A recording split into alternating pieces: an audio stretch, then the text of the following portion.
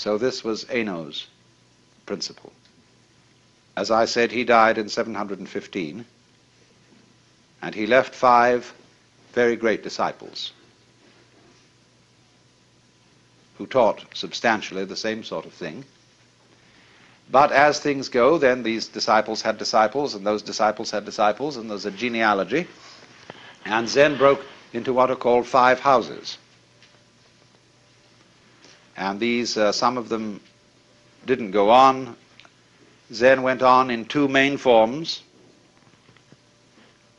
One is called, by the Japanese, Rinzai Zen, after the great master Rinzai, who lived towards the end of the 9th century. And the Soto school comes from another line, and they have a slightly different emphasis. Soto is more serene in its approach, Rinzai more gutsy. Rinzai people use the koan method in Zen study. Soto people don't, at least not in the same way. But this period between the death of the 6th patriarch, Eno, and about the year 1000 is the Golden Age of Zen. These were the really formative years. And after that, Zen began to decline in China. It became mixed up with other forms of Buddhism, and it suffered the fate of many, many forms of meditation type or yoga type discipline. It got a little bit sidetracked into occult and psychic matters, what are called in Buddhism siddhi, or the development of supernormal powers. For Zen, this is completely beside the point. But it got involved with Chinese alchemy, with Taoistic alchemy, and all sorts of foolishness in that direction.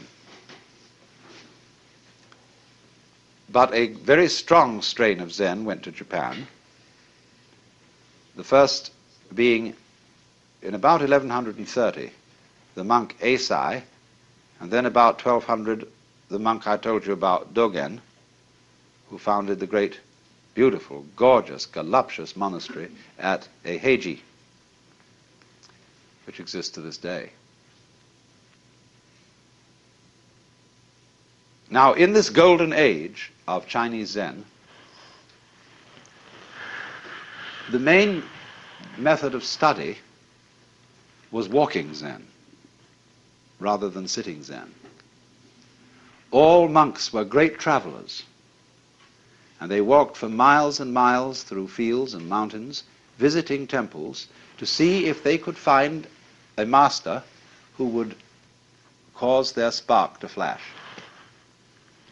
to get what is called in Mandarin Wu, or in Japanese Satori, or in Cantonese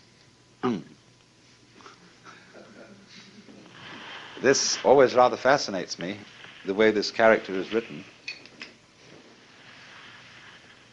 The word I in Chinese is sometimes represented by this right-hand side of the character alone. 5 mouths, 5 senses. This one means your mind or heart, the heart-mind, shin. Now when we say something very surprising happened, my heart came into my mouth. Here it comes into all 5. So this character means awakening. It's the same in a way as the Sanskrit bodhi, awakening from the illusion of being a separate ego locked up in a bag of skin, discovering that you are the whole universe. And of course, if you do discover that, and you do see into it all of a sudden, it's a shock, because your whole common sense is turned directly inside out. Everything is the same as you've always seen it, but completely different. Because you know who you are. You know that, what the devil were you worrying about? What was all that fuss? What was all that to do? Well, you see, it was part of the game. Everything from one point of view is fuss. and to do. To do, to do. What is there to do?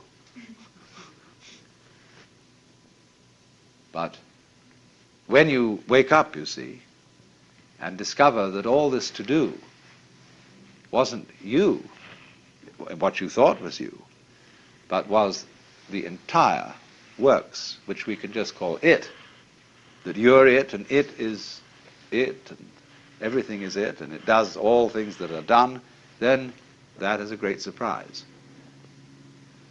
But it sounds tasteless. It sounds empty. It sounds void. Because if I say, well, you're all it, that is a statement without the slightest logical sense. Because we don't know what is it unless there's something that isn't it. But if it's both all ises and all isn'ts, then we can't think about it. Nevertheless, it is highly possible to see that that's so, in a way that's so vivid it brings your heart into all your five mouths.